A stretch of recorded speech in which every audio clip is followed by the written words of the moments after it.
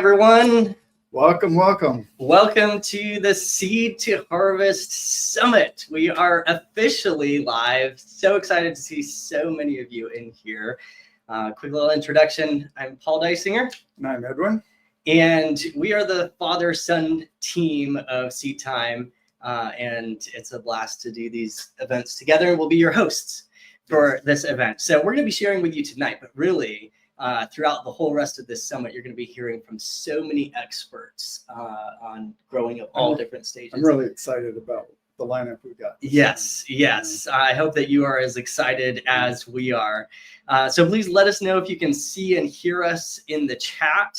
I see that there's a lot of people in the chat already. Lots of people saying hello, good evening. And we even have, I saw a friend of ours over in Germany.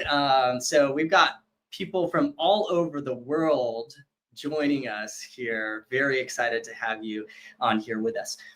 We don't want to take up too much time. Sounds great. Good to see you. Very good. So yes, it looks like people can see and hear us, which is fantastic. If you want to participate in the chat, there is if you're on a desktop, you should see it next to the main session live view. If you're on mobile, there's a little link, a little chat icon, or it might say view chat, and you can tap on that and then you can participate in the chat as well. So just wanted to let you know that that'll come into play later on this evening as well. Anything else that we should touch on before we dive in? I know people love to get straight to content pretty quickly. Let's just jump in. Okay, let's do it. So I'm going to pull up our slides here. And we are talking about how to maximize your garden yield. Now, we do have some quick introductory slides here just as we launch this summit off. I want to let you know that our company theme this year, Seed Time, is to give first. And so one of the ways that we want to do that here in this summit is to give you all a bunch of free gifts in this first session. And one of those, how many of you like freebies? Cheat sheets? Who doesn't? Who doesn't, right? Yeah, so one of the things that we're going to be giving you later on tonight here is to get free access to Seed Time, which is a garden planner that that we've developed here at Seed Time. No pun intended. And there is so much that you can do with this to help figure out what to do and when to do in your garden based on your location. So more on that later on. We'll be getting every single one of you will get a free account. There's no credit card required, no subscription, no trial period. Like literally it's free forever for the rest of your life. So this is part of our giving first to you all. We do have free giveaways that we're doing in these sessions throughout this whole summit. And so keep an eye out for those. There'll be opportunities to enter those giveaways, to win them. Tonight's giveaway is like the biggest giveaway of the summit here. We are going to be giving away lifetime unlimited level access to Seed Time, that garden planner, plus lifetime access to the summit recordings. It's over a $1,200 value, and it includes unlimited gardening calendars, task list, journal, classroom, bunch of future releases, a whole lot that is there. So some lucky person is going to be able to win. Just stick with us until the giveaway to be able to get the instructions on how you can enter. And then we'll do that giveaway later on. All right. Also, tonight's giveaway, as promised in our pre-summit survey, we are going to be giving away one of the Birdies raised garden beds. So a huge thank you to every single one of you that participated in that pre-summit survey. It's a great way for us to get a little context of where you're coming from, what you're excited about, and the struggles that you have in your garden. And we're going to touch on some of those tonight, actually. Summit sessions, each session will be live, like right now. And so the best experience will be to attend live. And there's going to be Q&A times with our summit presenters. We're planning to have a Q&A time tonight. And then also you will be able to catch the replays. We'll be posting those replays at seedtoharvestsummit.com/replays. We'll send that out by email, so don't worry about trying to jot it down right now. And then they will also be available for purchase as well. All right, just want to give a quick shout out to our sponsors. We have some amazing companies that are sponsoring and working with us during this summit. They've got some awesome deals. So you're going to want to check those out, and we'll be featuring them a lot more as we go on into the summit days. tomorrow and through Thursday as well. All right, now is a great time to silence distractions. It's a good reminder to us to make sure that our phones are on silent mode, so they don't go ringing off in the middle of here. And it's time to focus in because we're going to dive into the content, and we have so much to cover. We've got a lot to cover. We were just talking about, like, I don't know, we're going to have to move pretty quickly, I think, for everything that we got to cover here. But we wanted to start out very briefly, just giving you a little background to us, a little background to our story. We are father and son team, as we were mentioning earlier, and it all started kind of way back as a kid. Like, we've always had a garden everywhere that we went. We have, yeah. In fact, I think Mom was. Yeah, my wife was the prime mover behind that. I mean, literally, I have to admit. We lived overseas and we were taking compost on airplanes and plants, going through x-ray machines. It was. Yeah, and she could not leave the garden behind. Yes. Yes. So, but we moved on to where in my teen years, Dad, you ended up partnering with your brother John on Bountiful Blessings Farm. Yeah, my folks retired and bought a large acreage, and my brother ended up moving there, and then after he moved there, decided to start farming. And about 5 or 6 years after they had been struggling, really struggling, because we did not grow up farmers, my brother and I. My dad's a doctor, and so we grew up in a more professional circle. But he started farming and invited us to come and join them. And so we did. And what we were doing was growing produce for a CSA, which is when the subscriber gets a box every week or every other week full of fresh produce.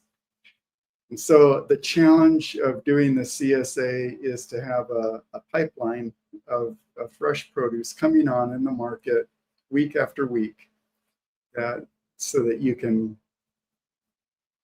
fill the boxes. Which begs the question, how many of you like the idea of having a continual harvest out of your garden where every single week, every day, you're going out, grabbing something fresh, putting it on your table? That's the dream, right? And that's what we were. And so that experience is kind of what laid the foundation for Seed Time now. Yes. Yeah. So we were growing 50 to 70 different varieties of vegetables, herbs, and berries all year round, straight through. This is a picture from January, straight through the winter. Here's a picture with my mom. In Middle Tennessee, growing zone 7A. Yep.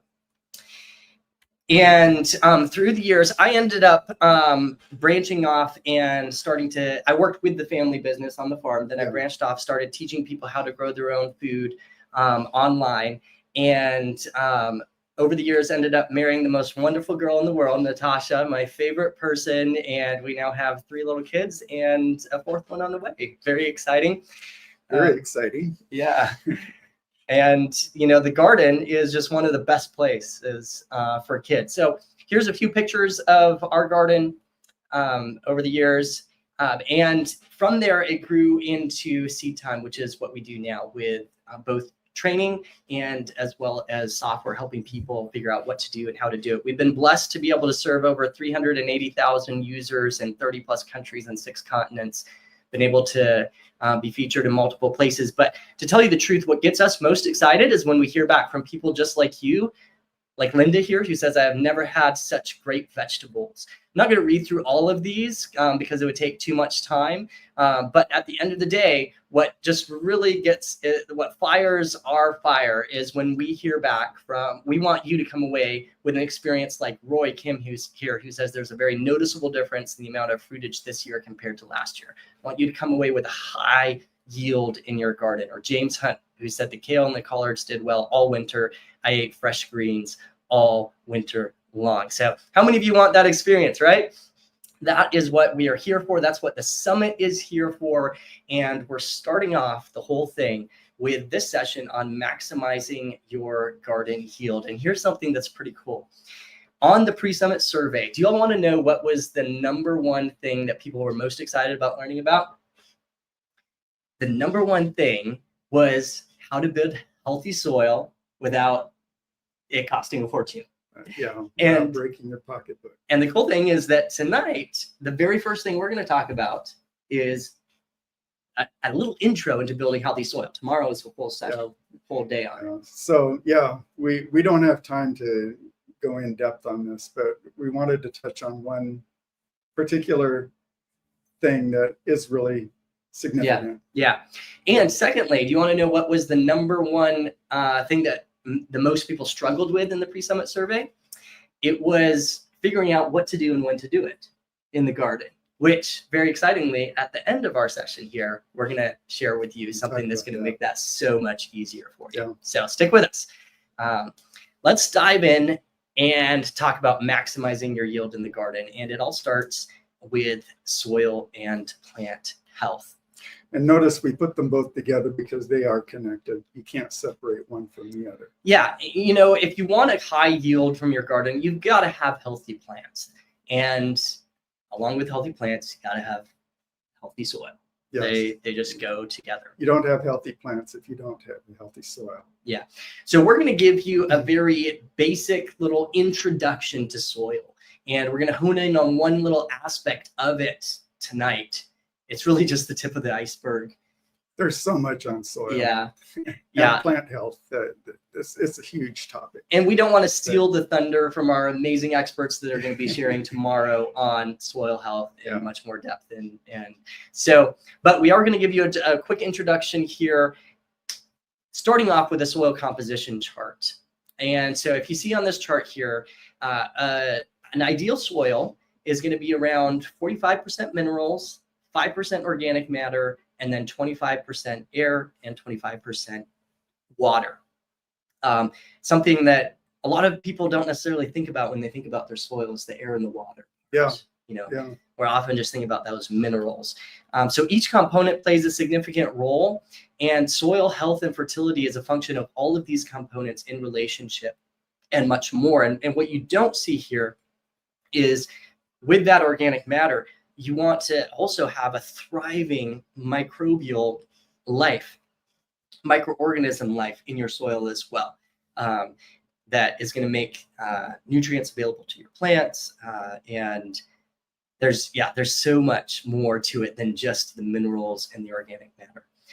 But we want to dive in specifically tonight, focusing in a little bit more closely on the organic matter and what organic matter does in the soil. So organic matter, I guess first we should just define it real quick. Organic matter is anything that was living and is now dead. Yeah. That includes roots, that includes creatures that have died. It includes the creatures that are alive in the soil too. Yes, true. Yeah.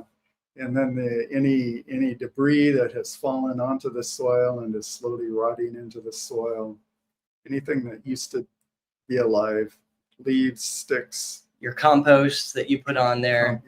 Yeah. And so here's what organic matter does. It helps with nutrient retention, helps hold those nutrients in the soil.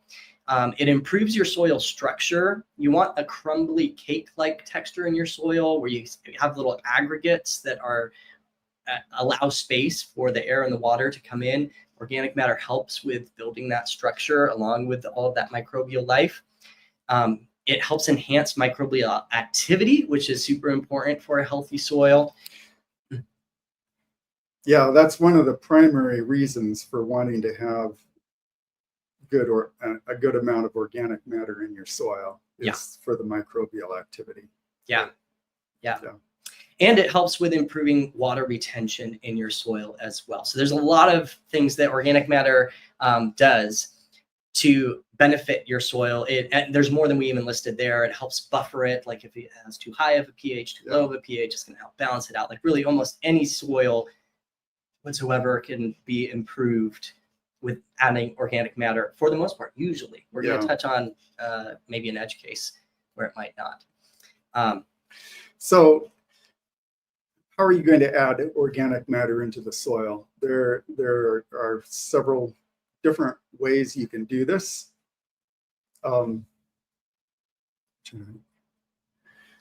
Well decomposed, or you can take well decomposed or rotted compost or manure or worm castings and spread them on the surface of the ground, and then work them into the top several inches of the soil. That's one quick and easy way to get organic matter into the soil. A second way is to add chopped or shredded green plant material, such as grass clippings, into the soil. And you would do that in the same way. But if you're adding fresh material, it's important to allow it to have at least 2 weeks to decompose before you plant into it. With the decomposed and rotted compost, it is possible for you to plant into it right away, but the green material needs time. And this is if you are mixing that into the soil. This is itself. if you're mixing it into the soil, yes, into the top several inches of soil. If you're adding organic matter into the soil,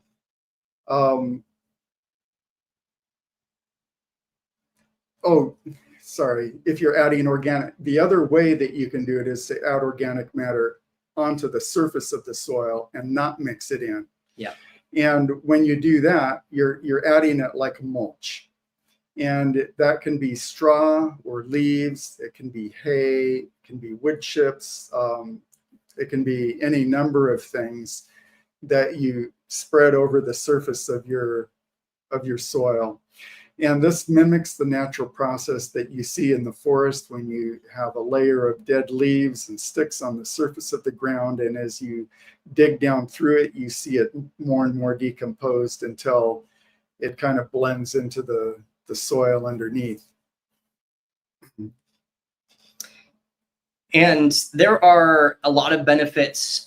So we often will add some compost into our soil, like if we're switching out a new crop. Right.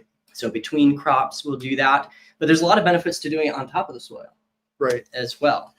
Well, I wanted to point out that if you put fresh green material into the soil, that really builds up the microbial life in the soil more than just about anything else you can do quickly. Mm-hmm. It'll build the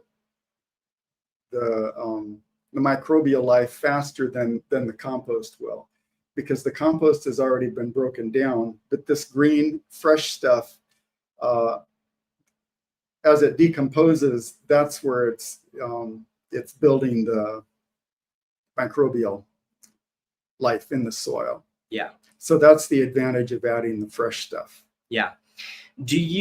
It is, I think, really important to note here that when you're putting mulch on the soil, you don't want to mix that in. Exactly. Or just re-emphasize that. Right. That's right. Because they'll tie up nitrogen. And that's one, even with the fresh stuff that I said you can work into the soil, the reason you wait is because it's tying up nitrogen as it decomposes. As it breaks down. Yeah. Yeah.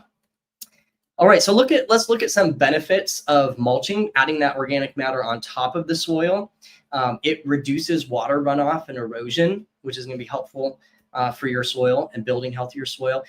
It keeps the soil cool. This is super important for keeping your soil healthy as well, because if your soil gets hot, if it's baking in the sun, it's going to kill off microbial life in the soil there. It's like putting them in the oven. Mm-hmm. So you want to keep your soil cool. It keeps the soil moist, which is the ideal environment for microbial life and for your plants' roots, frankly, as well. And it decomposes over time, adding to the soil organic matter, decomposed organic matter, compost humus, you call it, that filters down into the soil. And it enhances microbial life in the soil, as we were mentioning before as well. Yeah, actually, a number of these things help to enhance the microbial life. One is keeping the soil moist, keeping the soil cool. Both of those enhance the microbial life as well as having the organic matter itself. Yeah. So. Yeah. And it helps to improve soil structure as well. So lots of benefits to adding organic matter there. So a lot of people, I think, may not understand have a clear idea. We talk about adding organic matter all the time, but it's important to emphasize that the amount of organic matter in the soil, in a good soil, is really not that much. It's 3 to 6% is considered a really good value. And a vegetable garden could have more, like 5 to 8%. And those would be considered really good values, a good amount of organic matter in your soil. It's natural to think that if a little is good, more is always better. But as with most things in life, that isn't true with organic matter. It is possible to have too much. Too much organic matter in your soil may result in excess nutrients, especially phosphorus and nitrogen. And it may result in nutrient runoff pollution and waterlogging. If you see algae starting to grow on the surface of your soil, that might be an indicator that you've got too much and you're keeping it too wet. A common mistake for those doing container growing where you are making your own soil is to try to just grow in compost. If compost is good in the soil, then why don't we just grow in compost by itself? That's not good. It's not wise. You need soil as well. In containers, you can have up to 50% organic matter because, and the reason I'm suggesting that is because containers will dry out faster than if you're in ground. And so that 50% will help retain the moisture a little bit longer. And that's helpful when you're in containers. But you don't want more than that. All right. So that was a quick little introduction to organic matter. And frankly, there is so much more that could be talked about that. But it is a little intro to one thing that you can do to start improving your soil is to make sure that it has a good level of organic matter and also to incorporate mulching on your soil as well. And we have a bonus little free cheat sheet for you because we said we'd like to give you lots of free things tonight. And this is our Ultimate Garden Immune Booster cheat sheet. We're going to post that in the chat here, and we'll pin it up in the chat so you can use that link to go download it here. And inside, we have our #1 natural organic fertilizer mix to grow beautiful plants that thrive, our favorite quick action liquid fertilizer for a fast immune boost. There's a hidden all-natural fertilizer that hardly anyone is using that has over 90 plus trace minerals for optimum health and incredible flavor. It actually changes the flavor of your plants. It's amazing. And then also, as a special summit edition, we have in there a link over to the Earth Medicine, which is one of our sponsors. You get 10% off in the Seed Time store. And as you are adding that compost, remember, compost, it helps with retaining nutrients. So when you add these nutrients, that compost, that organic matter is going to help retain those nutrients. Yep. So let me make sure that we get this posted into the chat here. And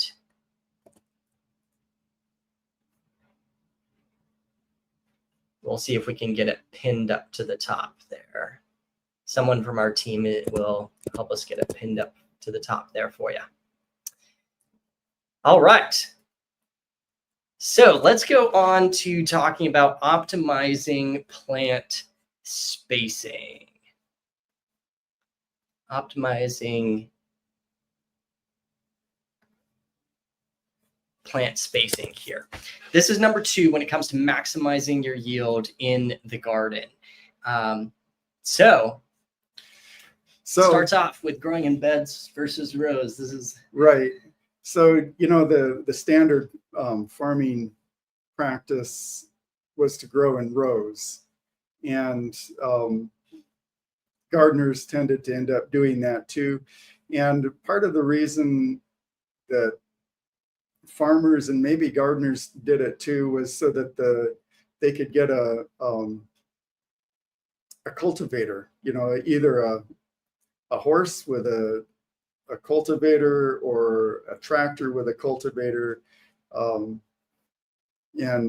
cultivate between the rows. But you can actually get a lot more in your garden space. You can get a lot more plants in your garden space if you grow in beds instead of in rows. There are a number of efficiencies in doing that, and one of the efficiencies is just getting more plants in. So by growing in beds instead of in rows, you can maximize your garden yield. Yeah. It's just one very simple way. So you can see here in this picture here, this is a typical row spacing of beets. I think they're like 18 inches apart, so you can walk between them. And then this is that same square footage, but in 3 beds with just a higher intensity spacing of the beets in 3 beds. And you can see you can fit 540 beets versus 420. Well, the in-row spacing of the beets is the same, but correct. Yeah. But between rows spacing is different. Yeah.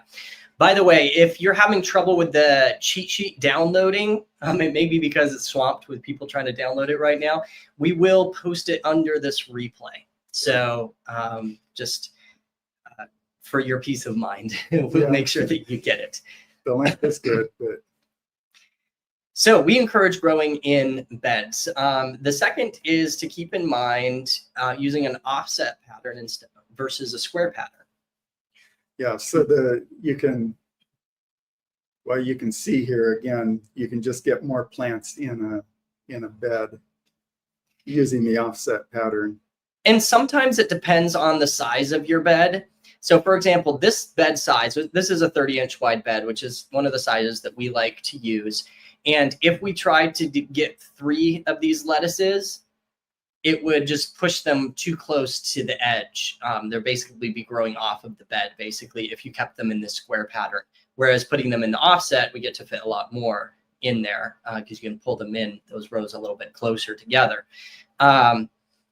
Depending on how big your bed is and the size of it, it can make a difference or not as much, just depending on its right. size.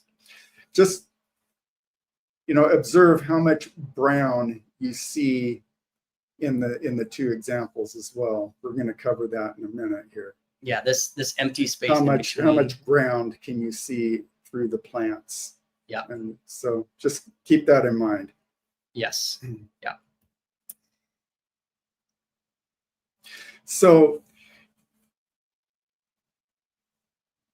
one of our goals in optimizing space is to get maximum leaf coverage. We want to get the leaves shading 80 to 90% of the bed when the plants are about 3/4 grown.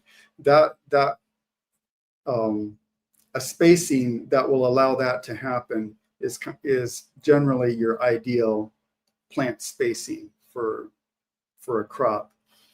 And why do you want this? That spacing maximizes solar gain for the plants. In other words, the leaves from one plant are touching the leaves of the next plant, but not overlapping too much. And then secondly, they're covering all the ground so that you don't have empty and bare ground where weeds can grow. And so that minimizes weed pressure.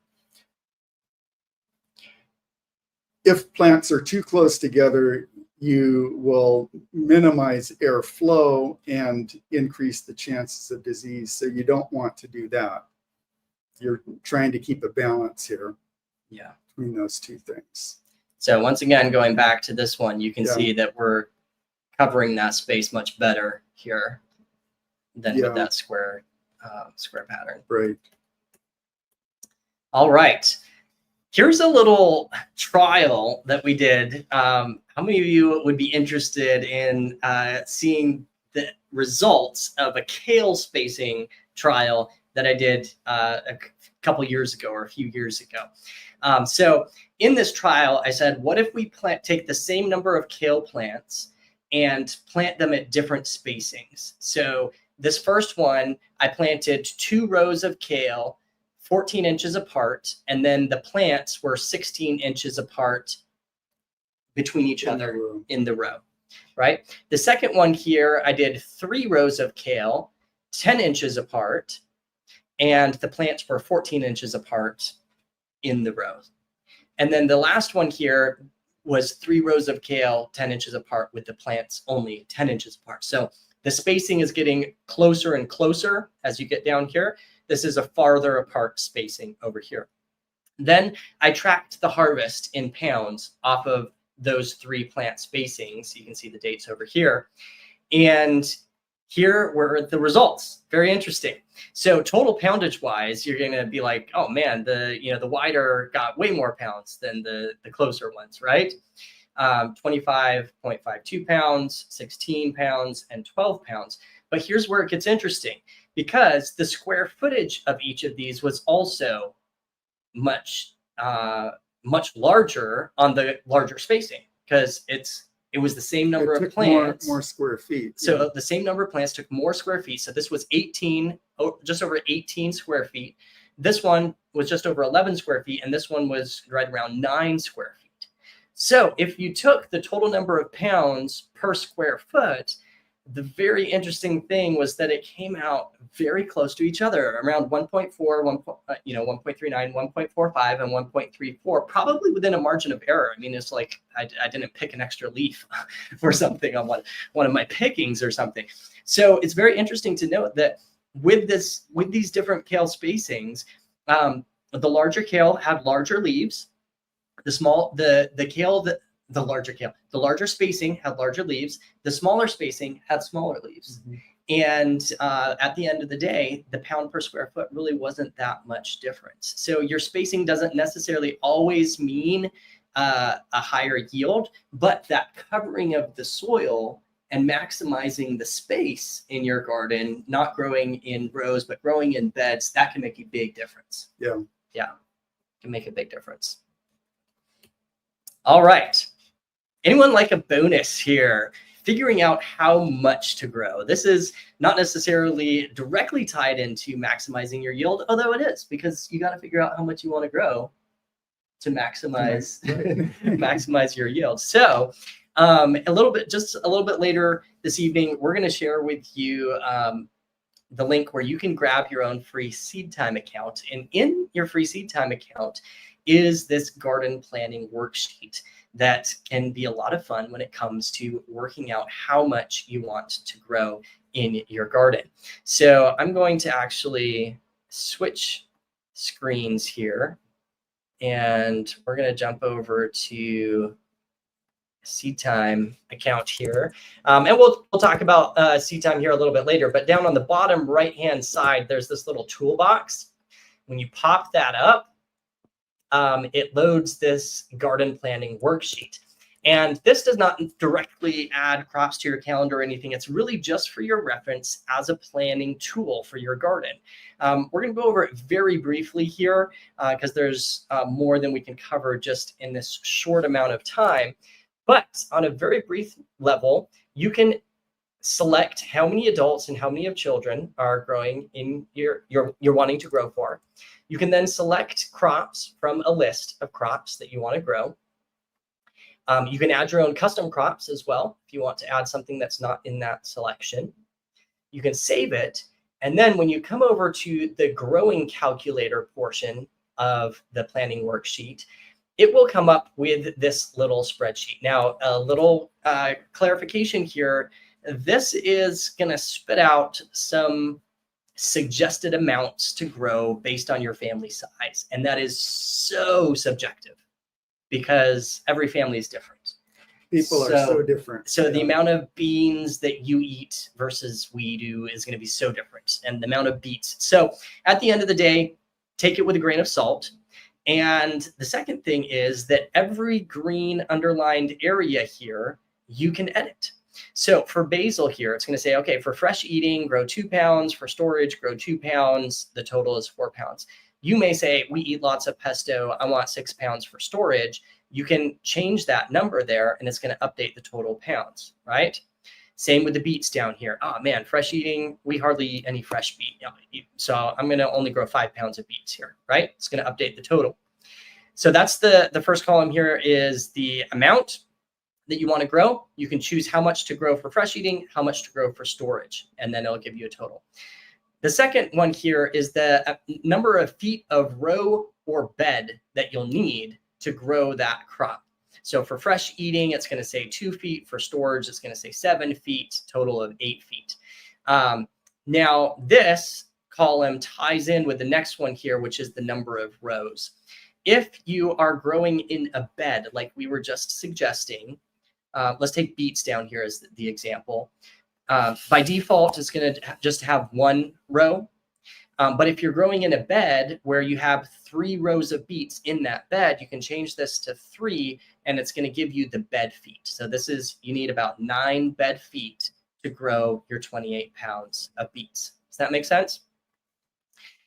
The next column here is going to be an average harvest per 100 foot. These are taken from, there's a whole bunch of data sources for the calculator down at the bottom here. You can go look them up yourself. We just averaged the averages of those. And so it's going to say for beets, you can get about 100 pounds per 100 feet row of beets. Once again, it's editable. So if you know that you actually can grow more beets than that, you can edit it and you can change it to be like, hey, we get a higher yield than that. We get 150. It's going to update all of your numbers for you. Okay. The next line over is your plant spacing. You can put in the plant spacing. It's going to have some defaults in here, but you can adjust the plant spacing. And then here's the power at the very far right. It's going to tell you the number of plants that you'll need to get that total. So this is a completely free tool. We're going to put it into your hands and you'll be able to use it and have fun with it. Let us know. Is this helpful? What do you guys think? Let us know in the chat if this is something that might be helpful for you in your garden this year as you're planning and figuring out how much to grow. All right. We're going to jump back over to our main slides here.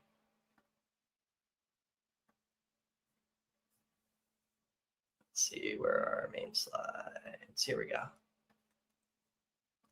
All right. Okay, I see lots of people saying yes.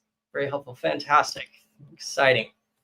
All right, let's jump through companion planting quickly. We got to roll because we are on a mission. We've got this and another one still. So companion planting. Okay, so what is companion planting? The classic example of companion planting is Three Sisters. Does anyone know what Three Sisters are? That's the traditional system that the Indians were using when the Europeans came and settled here in the Americas. And so it was basically corn and squash and beans. So they're good companion plants because the corn is tall. The squash vines over the ground and shades out the weeds. And then the pole beans vine up the corn stalks and provide nitrogen to the soil. So they made a really nice system growing together. So when you're choosing companions, plants that will complement each other, here's a few things to think about. You want to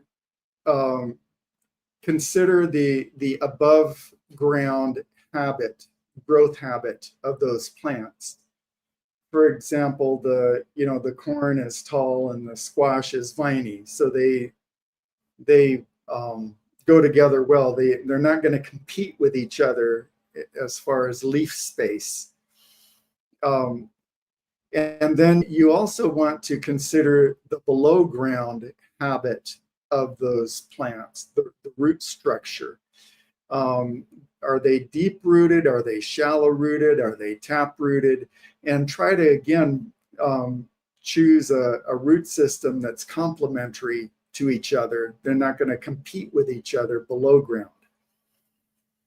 And then generally, I find in my garden, it's easiest for me to have a plan. I'm wanting to grow tomato, or I'm wanting to grow broccoli, and I'm planning my garden for those two crops. But then I'll think, so is there something that I can companion plant next to them? And then I try to find something that I would like to grow next to them as a companion, rather than starting out with two crops. I'm going to companion this one and this one, and I mean, you can start out that way. If you know that there are two that are good together, then you can do that. But this is the way I generally do it. So companion planting can be used for the following purposes. One is to maximize space. You can get a lot more things in your space if you're companion planting, because again, if you're complementing, if you have complementary above ground habits, then you're utilizing your total solar gain in a very effective way. And companion planting can enhance your soil, as in when you use legumes. The companion planting is often very beneficial for pest and disease deterrence. Marigolds, nasturtiums, and alliums are examples of companion plants that deter pests and diseases. Companion plants can also be used to attract beneficial insects. Alyssum, and actually most flowers, cut flowers, are going to attract beneficial insects to your garden that will prey on any predatory insects, and any harmful insects, and you'll benefit. Besides, it looks very beautiful to have flowers in your garden, in your vegetable garden. And then there are also crops that you can grow as a trap or sacrifice crop. For example, blue Hubbard squash seems to be very attractive to squash beetles, to vine borers, the squash vine stalk borers, and even to the cucumber beetles. And so you can grow it as a trap crop, and hopefully they'll be attracted to that, and then you can grow your other cucurbits around them, and hopefully be a bit more. Your other crops will be more disease or pest free. All right. So, man, I see some people were asking, like, do you have a list of companion plants? We do not have like a specific cheat sheet or a list of companion plants. However, when you grab your free seed time account, that will give you a link here in a second, there is a little Sprout chat agent there that you can use, that you can ask for companion and antagonist ideas. So for example, you can chat with it and say, what are the best companion and antagonistic crops for tomatoes? Or what are the top 10 companion plants for tomatoes? And it will spit out a list. And it will link over to the sources actually of those. So we can show that in a second here when we bring up a Seed Time account, and it will, and then you can click on those sources and you can go view them directly and get even more as well. So, all right. Let's dive into number 4, which is succession planting. And we're going to fly through this here quickly. Succession planting, gardening as a continuous lifestyle, not just an event. And that's really kind of what succession planting is in a nutshell. Yeah. So a lot of people, say we're going to plant our garden in the spring and then we harvest it and that's it. It's an event. But succession planting is having a plan to replace each crop as they come out with something else, so that you have a continuous fresh harvest.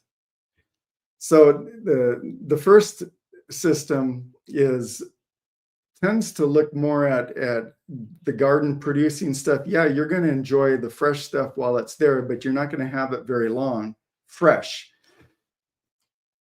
Maybe what you're going to do is preserve it so that you have preserved food to eat later on.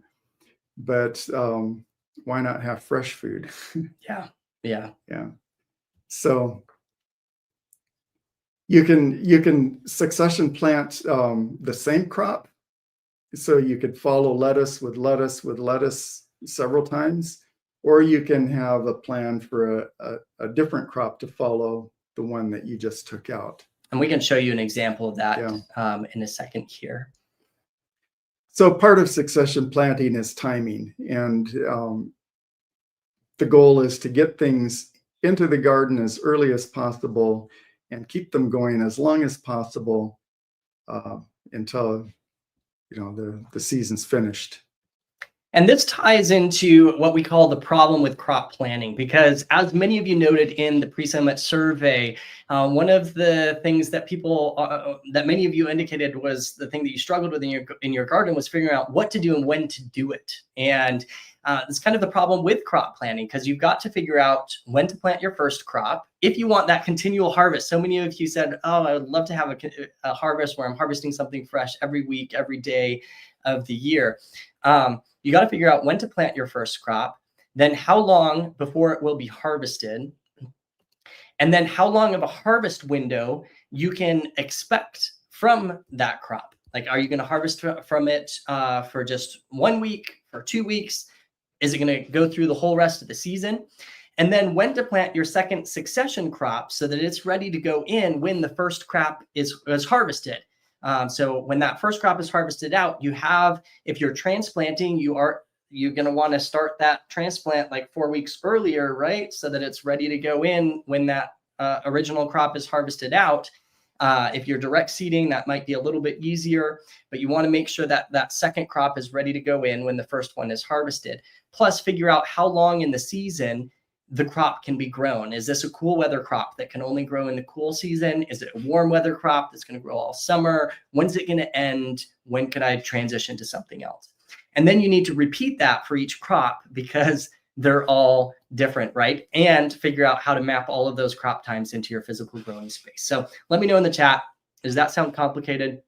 Because if it does, the good news is that you're normal, because it is. It can be complicated. It can be confusing to try and figure this all out. And so one of our goals with Seed Time has been to simplify. How can we make gardening and your growing experience simpler? So gardening, if we simplify it down, is full of decisions. It's the simple art of knowing what to do. That's your plan. How to do it. Those are your actions, and doing it at the right time. Those are your timing. That's your timing. And if you have something that helps you know what to do, how to do it, and when to get it done without you having to think about it, that is the power of what we call a perpetual harvest hack, because it turns gardening into just following a recipe instead of constantly flying by the seat of your pants and trying to figuring out what to do and when to do it. I tell you, to have something that just tells me okay, this is what you've got to do next. Yeah, yeah. It takes such a load off your mind. So are you ready for this? Drum roll. The power of the perpetual harvest hack is, believe it or not, seed time. So we would like to, how many of you would like to see what you get with a free seed time account, the free seed time account that we're going to give you tonight? And one of the reasons that we're doing this at the very beginning of the summit is that as you go through the summit, you're going to get training upon training upon training of how to grow your garden. And then seed time is going to help you put that into practice and actually get that done, right? All right, I see so many people. The chat is blowing up here with yeses. So I'm going to switch my screen here, and we are going to pull up a free seed time account. And we are going to walk through everything that you get at the free level of seed time that you get tonight. And let's see here. I'm going to put a link here.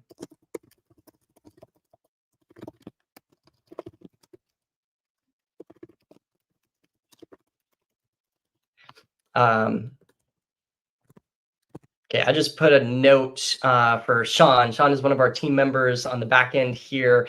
And I just put a link in our doc, Sean, that you can share with people to grab their free seed time account if they would like to. So when you get your seed time account, one of the very first things that you're going to do is set your location, because every location is different, right? So you're going to put in your address or your zip code. In this case, we're putting in a zip code here in Middle Tennessee. When you select it from the drop down, it's going to automatically pull your growing zone and your average first and last frost dates from the best data that we can get.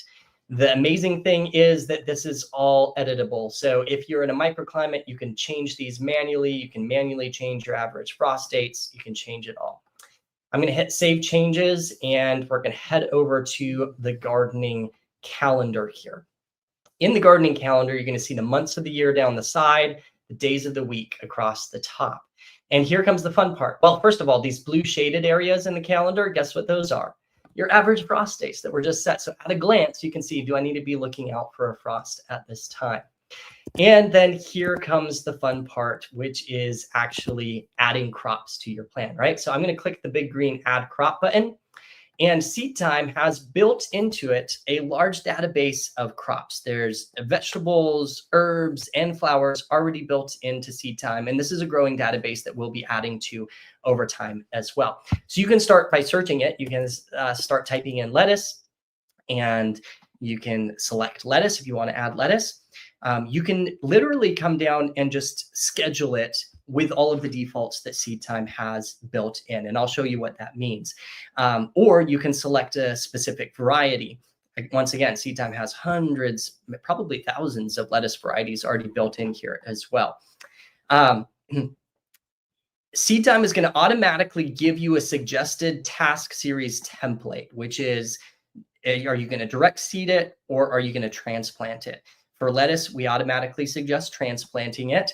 And then Seed Time will create a schedule, a list of tasks for that crop, when to seed it, to prepare the bed, to transplant, to cultivate, and to harvest. You can come in, and these are all editable. So it's going to automatically drop it in as a spring, summer planting. You could switch it to fall, winter, and it will give you a suggested timing for the fall.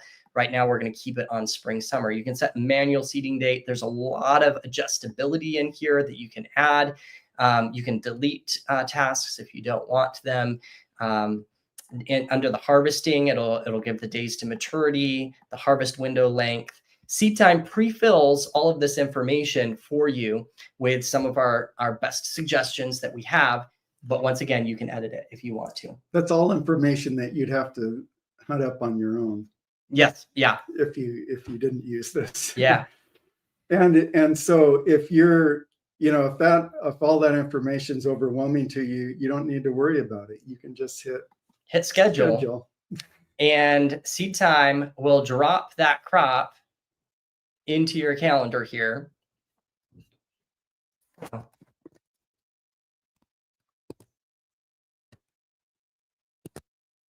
Sorry, just refreshing my page here.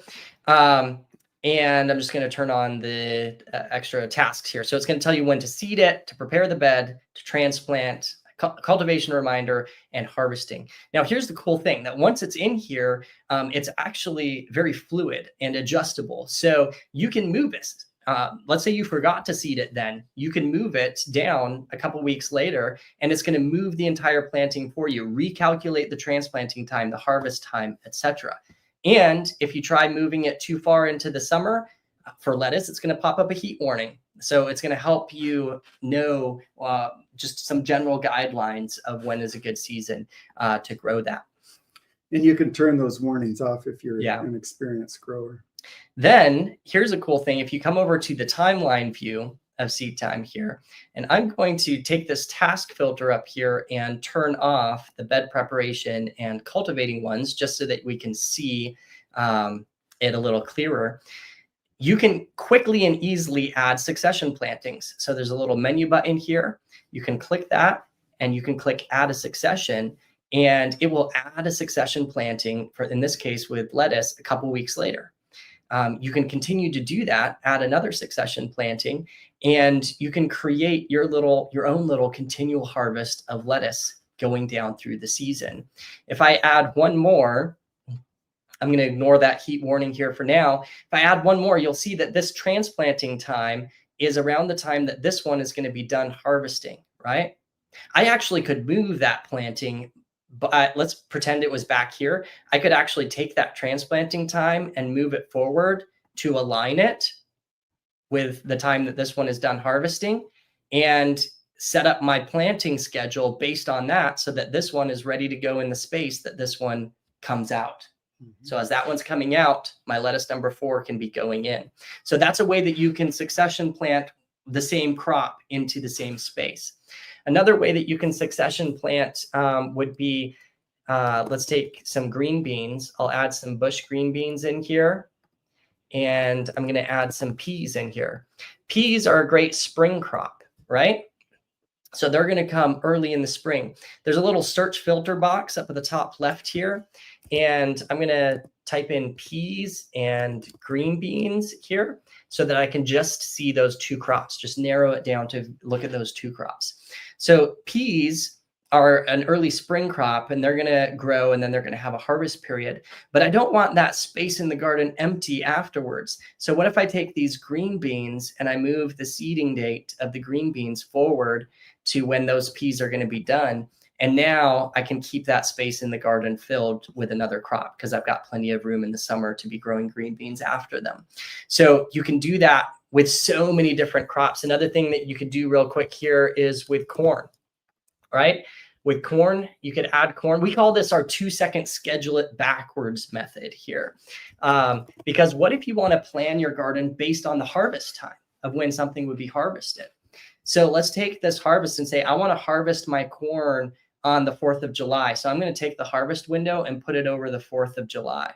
Oh, there's a protection warning because corn can't handle the frost, right? Mm-hmm. So what am I going to do? It's scheduled as a direct seeded crop, but I can come in and change it to transplant it. I'll say, I'm going to transplant this corn. I'm going to transplant it 28 days after seeding it here. So you just set the time and update it. And all of a sudden now I have a seeding time to seed my corn inside, time to transplant it outside, and I've got my harvest, boom, for the 4th of July. And we can have our 4th of July party with some nice sweet corn. So as you can imagine, you can take your entire season and build it out into seed time, both your spring, your summer, and your fall plantings. And you can absolutely rock setting up succession plantings. And at the free level, you get to use all of the crops that are built into seed time, all of the varieties, unlimited plantings of them, unlimited. Yeah, it's kind of crazy. Here's the power though. Once you've built your calendar here, here's what happens. Seed time pushes it over into a weekly task list. So it's not going to show anything in February right now, but if I jump up to April, it's going to show here's what is due today. Here's some of your overdue tasks. And every day you can come in, you can see your task list and mark things off as you get them done. here's the other cool thing is if you click on one of these tasks, it will pop up with crop recommendations telling you what to do and how to do it for that crop, for many of the crops that are in seed time. So it's going to tell you what to do, how to do it, with links over to visual demonstration videos showing you how to do that task. So with seeding, showing you how to seed your starts.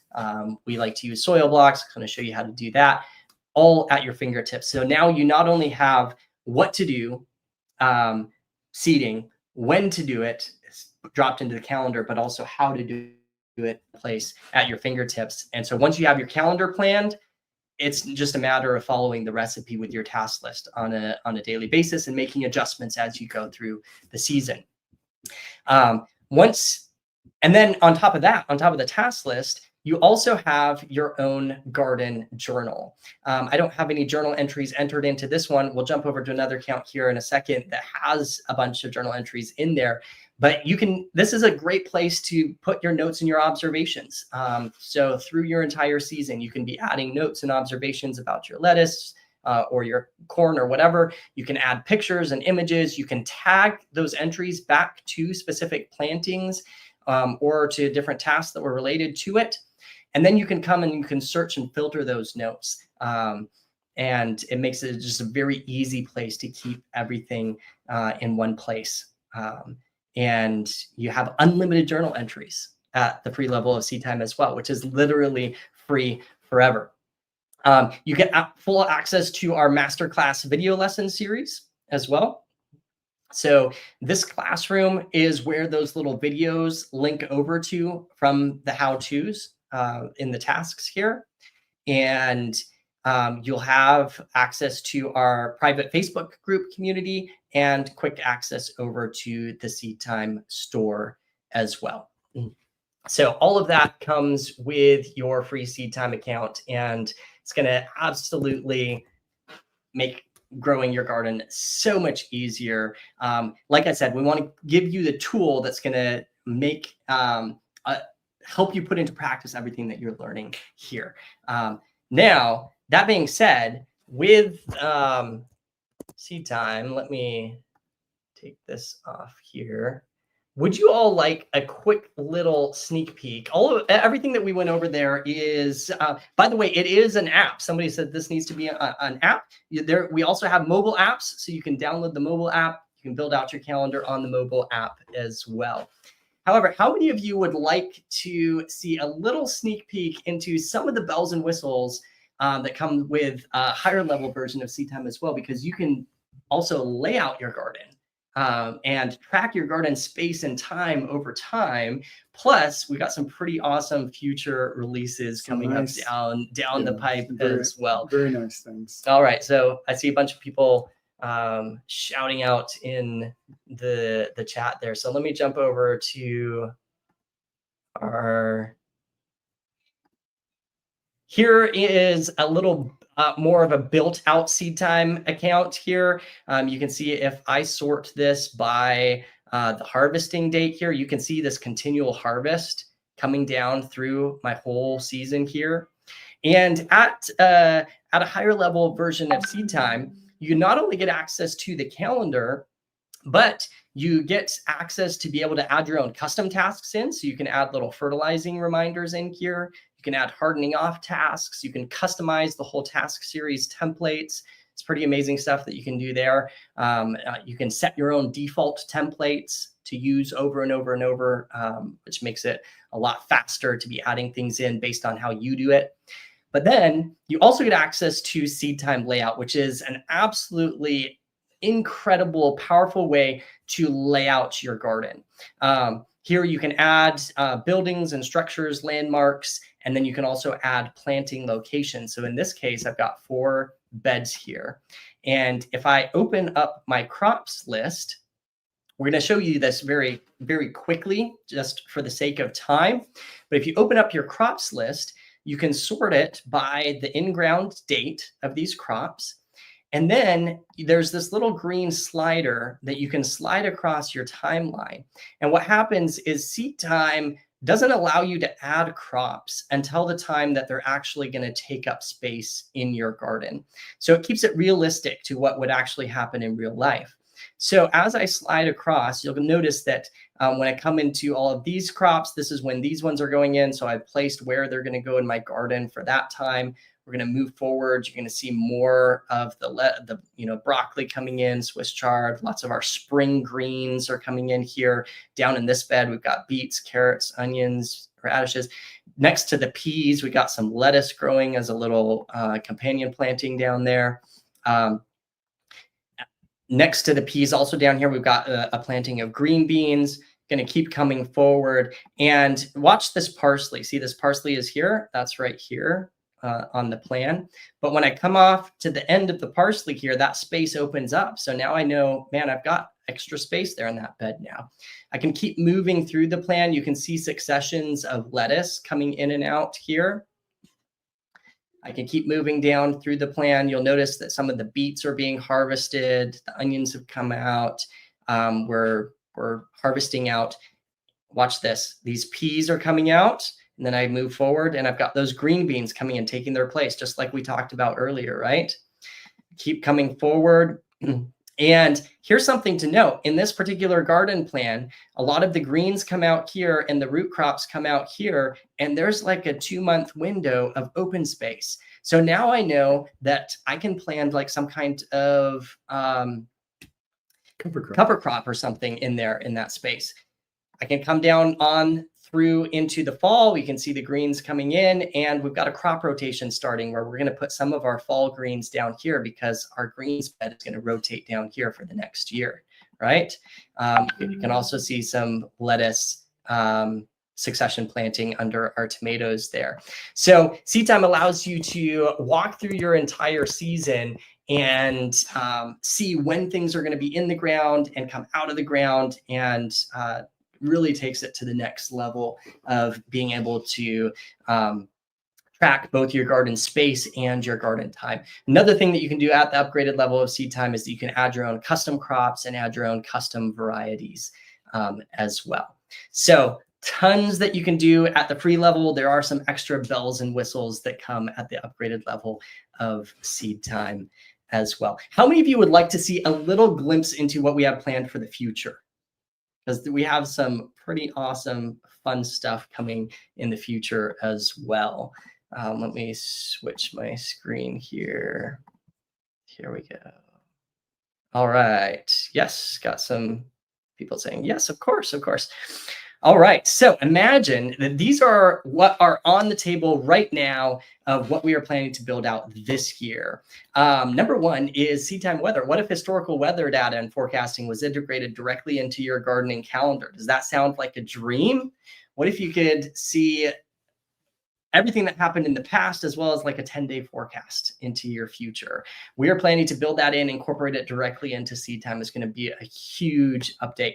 Also, what about seed time inventory? Are you tired of sifting through random half-used seed packets, never sure what you have on hand or what you need to purchase? Absolutely. So we are planning to build out seed time inventory. This was a huge ask from the community, and we're going to build it for you all where you can easily keep track of your seed packets, know what you got on hand, what you need to purchase, and sync it throughout your entire account. Huge thing coming this year. And then on top of that, seed time records. We're planning to build out a way that you can easily keep track of how many tomatoes you were able to have harvest, right? Easily. So if you're crazy about records, this is the place for you. Imagine you check off, I harvested my tomatoes. It just drops down. You can put in how many you harvested, and all of these records go in the background. What variety it was, where it was, the date it happened on, so many records that can happen just automatically. And then, of course, with records, we are planning to also build out, because records are awesome, but spreadsheets and columns full of numbers can be overwhelming and or mind-boggling. So we're going to build out seed time analytics where you can easily see those records and view them.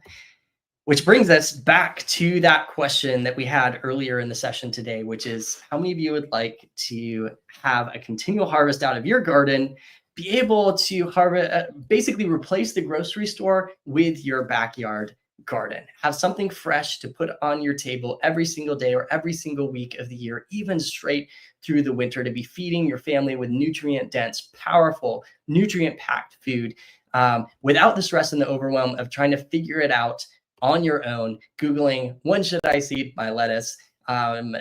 It's stressful, it's overwhelming. And that is exactly what Seed Time was built for. Whether it's at the free level or at the upgraded levels of Seed Time, we are here to make your gardening experience easier. Like CJ, who says, I now have a clear plan of what to do when. Or Jen says, I'm a fairly new gardener and this is so helpful. Kim, my fall and winter garden last year was the best ever because the guesswork of when to plant was simplified and so easy. Callie said, Seed Time definitely made it easier to plan and stay on task and be confident that I'm planting things at the right time. For Stacy, it was organizations. Really helped me be less anxious about growing everything, gave me a ton of confidence in managing a whole garden. And we hear over and over from our users as well that it makes their planning so much faster, like 5 times faster or more. Steven says, it took my planning time from about a week to about a day. Alexa saved me weeks of work in just a few days. Brittany, this has made days of sitting and researching and planning and sketching into hours. Roxy, just cut my work from days to a few hours. I'm going to skip a couple of these because it's just kind of the same thing over and over again. But that is our whole goal here at Seed Time, is to give you the training like in this summit and also give you the tools with it to be able to put it into practice and to make gardening and planning easier for those you. of you who are new, our goal is to lower the barriers to entry. Lower the barriers to entry. In fact, our mission is to make gardening and farming easier. That is our mission. And so in everything that we do, from creating Seed Time to hosting this summit, we're doing everything we can to make growing your own food easier for you.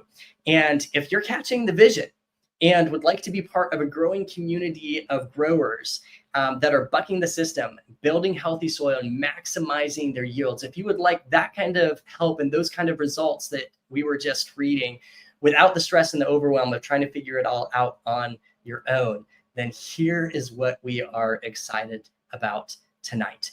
You see, a lot of people have already expressed interest in getting lifetime access to the recordings at the summit. You may be one of them if you're on here this evening. And so we could have just made the recordings available for purchase. You'll be able to attend the summit for free. We'll have the replays available for free for a limited time as well. But we could have just made the recordings available for purchase as well. But we wanted to go a step beyond for you. Can we do that for you tonight? Because we want you to not only have the expert training from the summit, but we want you to also have access to the tools to put it all into practice, to plan your garden without guesswork and truly maximize your yield this year. And so we put together something that will truly be a game changer in your garden, which means we're opening up an opportunity tonight and through this summit to not only get $100 off lifetime access to the Seed to Harvest Summit recording. So all of you that mentioned that you're interested in the summit recordings, this is for you. $100 off lifetime access. But not only that, but we're also giving away free upgraded access to Seed Time as a bonus when you grab access to the recordings as well. Does that sound cool? Or what? All right. So here's what's included with your Seed to Harvest Summit recordings. You ready for this? Drum roll. Here is everything that you get when you grab lifetime access to the summit recordings. You'll get lifetime online access to all of the recordings of the summit. That is 21 presentations of the summit, including this one. So if for some reason you're not able to make it to all of the live sessions or able to catch all of the replays, this is the best way to have peace of mind that you'll be able to come back and review these sessions anytime. We'll also be putting MP3 audio of all of the sessions. We'll be giving you the audio so you can listen on the go. So if you're out in your garden or you're wanting to just listen while you drive, this will make it super easy to do that. We're going to be putting together transcripts of all the sessions as well. So if you're a reader and you want to read through them or quickly look through them that way, you'll have them in that form as well.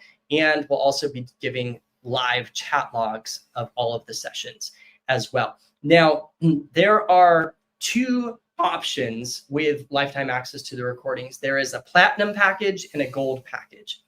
Everything we listed here is available in the gold.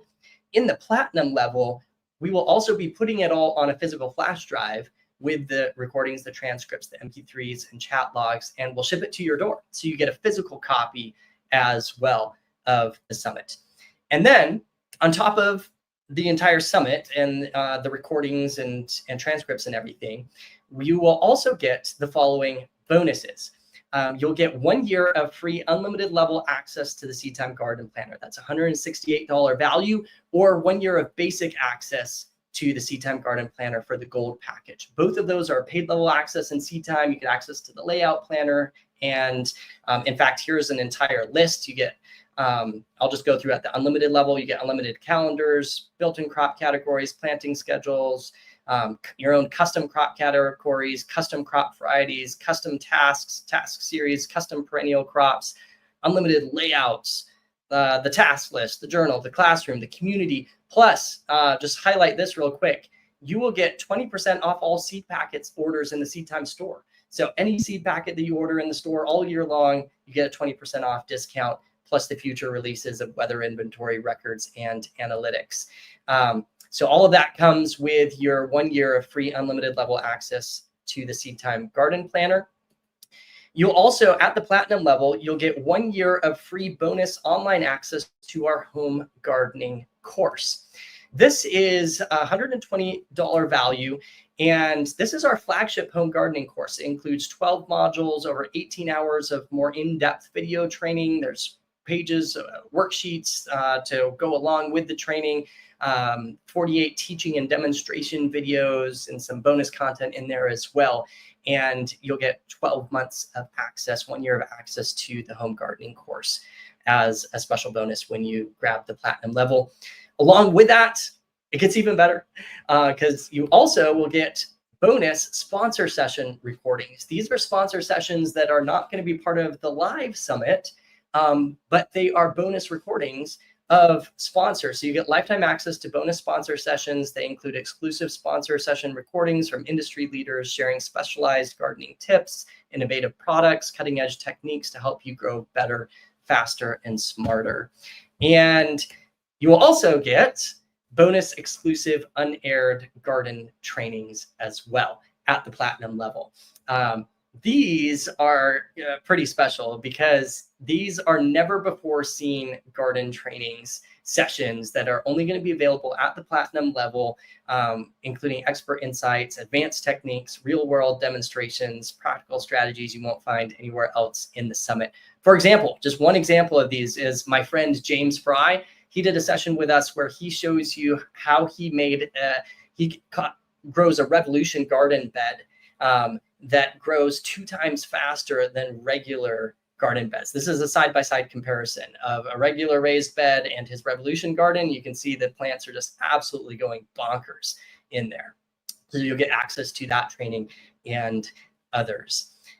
Plus, can we do one more thing for you tonight?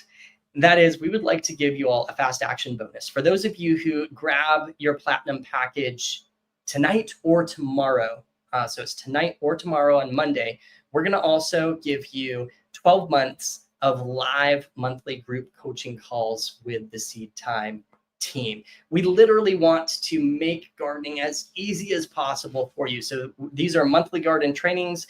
You'll see updates from our garden.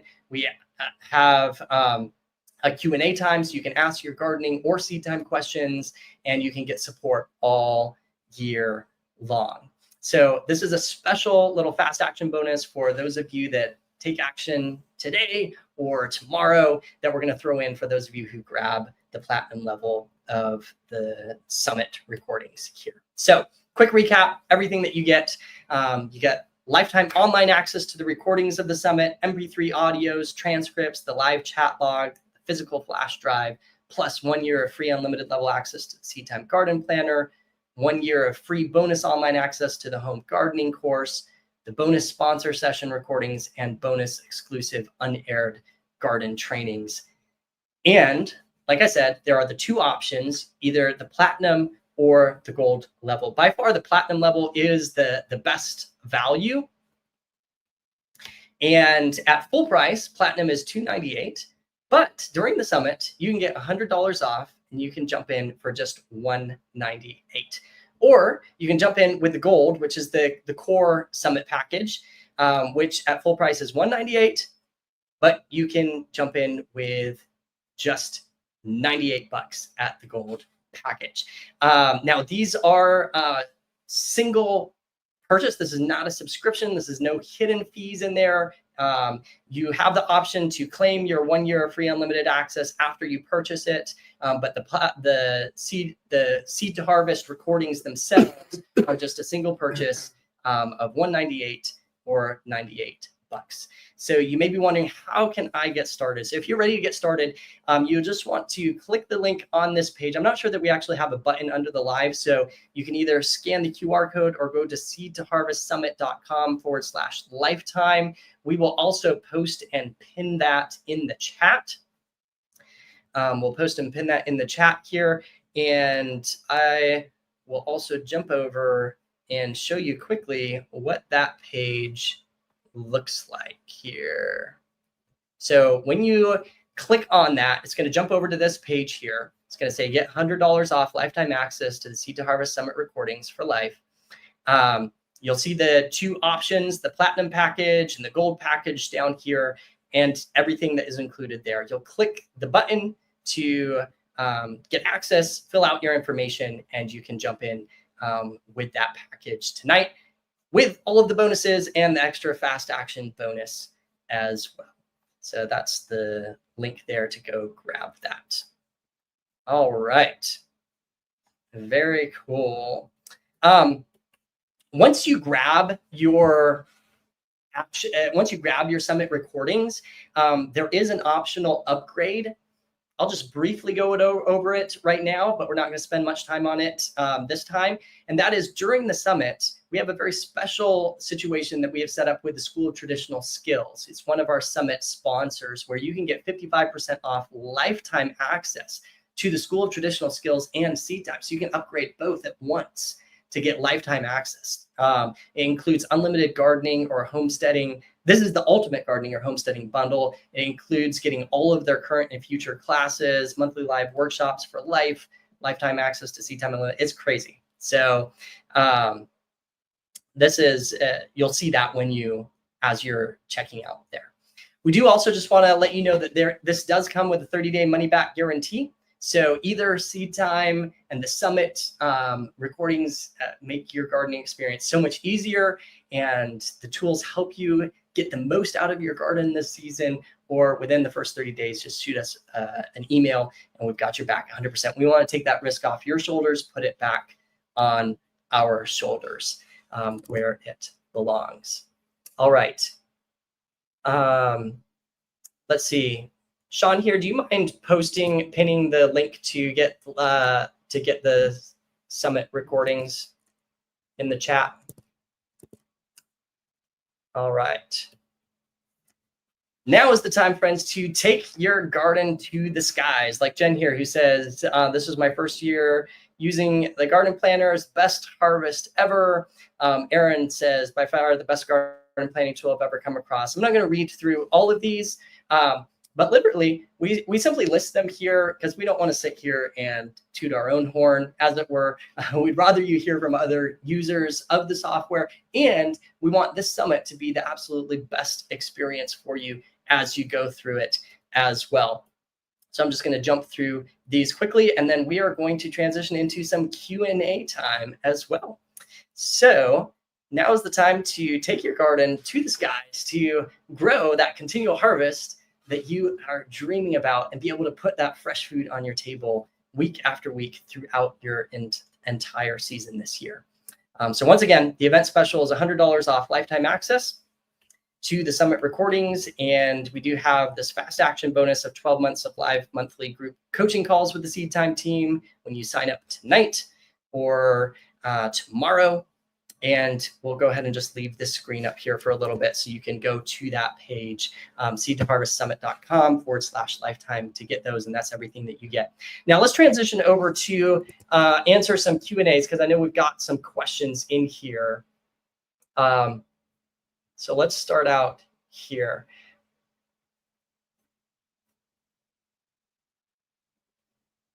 KJ here says, can you email everything to the reminder list so those with tech issues find everything without a grandchild? Grin. Good question, KJ. We will email, we'll send you a link for the replays, and then we're going to be listing all of the bonus materials and everything that you get for free tonight with that as well. Yes, absolutely. Yes, just a little curious. Is this beginner friendly? Yes, absolutely. So we have, number one, the summit is beginner friendly. We're going to have presenters sharing at all different levels. In fact, tomorrow there's going to be one on building soil health for beginners, I believe. And the seed time tool itself is beginner friendly as well, because literally you can just choose the crop and drop it into your calendar, and boom, you can just go off of the default suggestions in seed time. All right. Question, where's the link to bonus how much to grow? Yes, Janet, the link is in your seed time account on the bottom right. Let me just show you all quickly where that is. On the bottom right-hand side, there's this little toolbox. If you click on that toolbox, then it pops up with your planning worksheet and your growing calculator, and that was the bonus of how much to grow right there. All right. Good question. Candace, I'm not seeing the option to bundle with STS. After you purchase the summit recordings, then you'll see that option right afterwards. All right. We got some soil health questions. How long do you have to let compost sit before using it? From Joanna. Okay, so I'm not clear whether the question is, once you've worked it into the soil, how long it needs to sit before it can be used, or when you're making compost, how long does it need to sit before it's composted? If you're talking about putting it into the soil, you can start growing in the soil immediately, but the compost has to be well composted, and the composting process itself can take anywhere from a month to a year, and it depends. It can even take less than a month if you're really on it. But it depends on the process that you're using and how intensively you're managing your compost pile, the speed at which it will decompose and be available in the garden. And that's a whole nother thing that we don't have time to get into here. All right. What about adding weeds as green material? That's great. Yeah, you just don't want to include their roots because they'll tend to want to grow. Yes. Yeah. But otherwise, the leaves are really great. Yep. All right. I see some people are asking, what if I already have an unlimited level access to seed time already? Good news. If you purchase lifetime, the platinum level summit recordings, just reach out to our support team and we'll add that extra year onto your account. We'll work that out with you, how you can get that bonus as part of your seed time account that you already have. So we'll work that out for you. Also, if you already have lifetime access to seed time or the School of Traditional Skills and you want to get, and you're wondering about getting that upgrade, but you already have lifetime access to one of those, just email our support and we can help you out with that as well. All right. What about putting black plastic over the bed to kill weeds? Does that kill the microbial life? No, black plastic will not kill the microbial life because, interestingly, it doesn't get that hot underneath it. I thought it would, but it doesn't actually. And yeah, So you'll, yeah, I'll leave it at that for now. All right. How do you protect the bed from animals? Deer, rabbits, groundhogs, foxes, moles? Good question. We have a whole day coming up in the summit about pests, and there's actually a session on animal pests. Right. And so we are planning to be covering that at that time. So I'd point you to that day in the summit. Susan says, does it help with succession planting? I'm guessing you're asking about seed time. Yeah, absolutely. Makes succession planting so much easier. Debbie, will you be posting the slide deck for this presentation for us to go back and review the information? Good question. We can post the slide deck for you. Yeah, absolutely. Absolutely. All right. I know we have so many other questions in here. We're not going to be able to catch all of them tonight. I know it's gone a little bit longer. Our main training segments of each night are going to be about an hour long. People are asking. So the main training segment, including tonight, the main training segment was about an hour long. And then we have a little bit of extras stacked on the end. We are planning to do our giveaways. Has this been helpful for you? Let us know in the chat.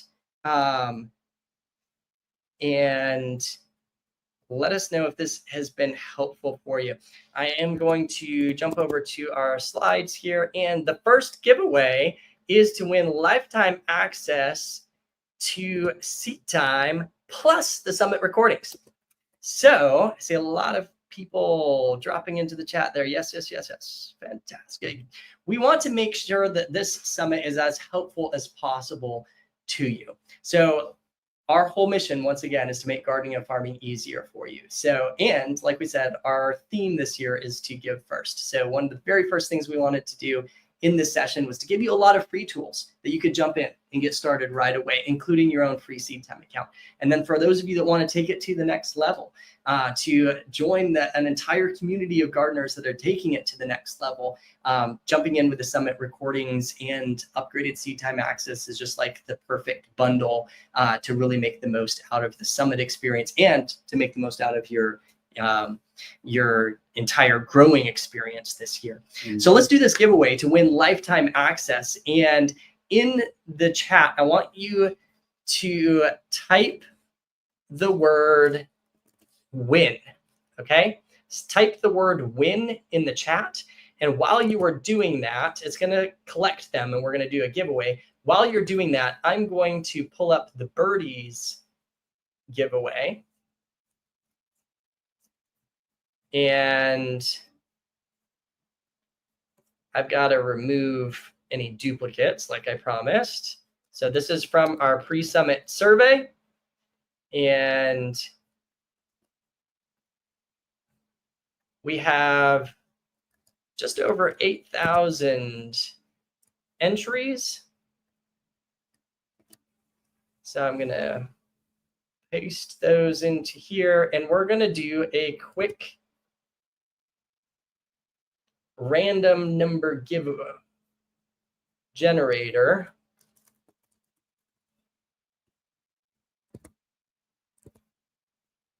So I had 8,007 entries here. I'm going to share our screen here. Ready? So the winner is number 3213897. So I'm going to find that on our list here.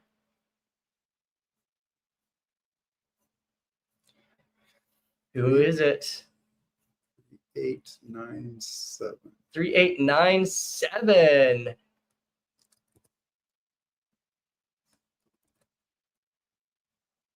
3897. Congratulations to Carissa H. Email starts with KID. Carissa H. Email starts with KID. Congratulations Carissa, for winning the Birdies Raised Bed. Huge congratulations to you. We are going to get you the information to get that after the session here within the next day or two. All right, I think we have enough entries here for our main giveaway of lifetime access. So I'm going to share that screen here. Are you ready? Here we go. We are going to draw the winner right now. And the winner is, drum roll. Dun, dun, dun, dun. Who is it? Tamika G. Tamika. Congratulations, Tamika. Wow. So, Tamika, please email support@seedtime.us to claim your lifetime account to SeedTime and to the summit recording. So huge congratulations to you, Tamika. We're so excited for you. Congrats, congrats, congrats. All right. Very cool. Any final questions that we should cover before we wrap up for tonight? We are going to wrap up pretty soon here. We know that it is getting late and many of you all need to move on to other things in your evening as well. So let's see if we have any final questions here.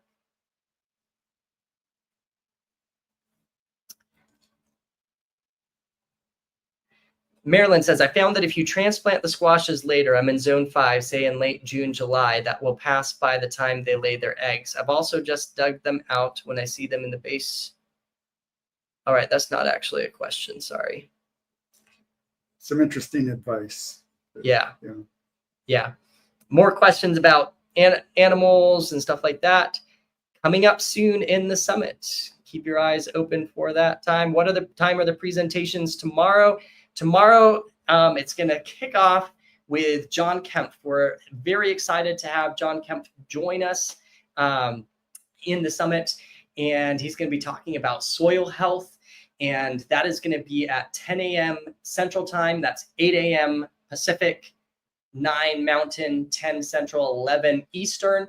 So we're on Central Time here, so it's going to be 10 a.m. Central. The next session is going to be at 12 noon Central. The next session after that is going to be at 3 Central Time, 5 Central Time, and 7 p.m. Central Time. So we got 5 sessions each day for the next 4 days, power-packed sessions, lots of just rock solid training, and a lot to look forward to. Yes. So come with us tomorrow. Especially for that first session with John Kempf. And then we've got some pretty amazing other presenters going to be sharing with us tomorrow as well. All right, question here. Is there a lifetime seed time planner program option? I'm currently subscribed to the unlimited yearly plan. Go ahead and reach out to us, Lisa, and we can help you out there. All right. Hoping to turn my brown thumb into a green one. Yes. Yes, the recordings will be available for a short time to view as well. How long will the recordings be available without purchase? They'll be available for about a week or so into next week. And then we will be taking them down. All right. Good questions. Thank you all for joining us this evening. Yes, thank you very much. Super excited to have you with us on this journey. We've enjoyed being with you. Thanks for being a part of this kickoff session of the summit. This is just the beginning, and we hope that this was helpful for you and gave you some of the tools to really make the most of it as we go through each one of our guest experts through the rest of the session. The rest of the time is going to be pretty much mostly all theirs. We're just going to be jumping on, saying hi, and transitioning over to them as they share. And then, of course, we'll help with the Q&A and some extra stuff at the end. But you're not going to want to miss it. Come to as many live sessions as possible. We're going to be doing a lot more giveaways some really fun stuff that we're giving away in the sessions coming up as well, including stuff from our sponsors and lots of fun stuff coming up. So keep an eye out for that. We'll keep you posted by email and text for those of you who signed up for that. And for right now, go grab your fast action bonus. Go to seedtoharvestsummit.com/lifetime. And once again, if you sign up tonight or tomorrow, you'll get bonus 12 months of monthly coaching calls with the Seed Time team, as well as the other bonuses that are included there. Looking forward to having you, and we can't wait to walk this journey with you through the rest of the summit. All right, I think we're going to sign off for now. Have a good night, everyone. Good night. We'll see you next time. Yeah. Bye-bye.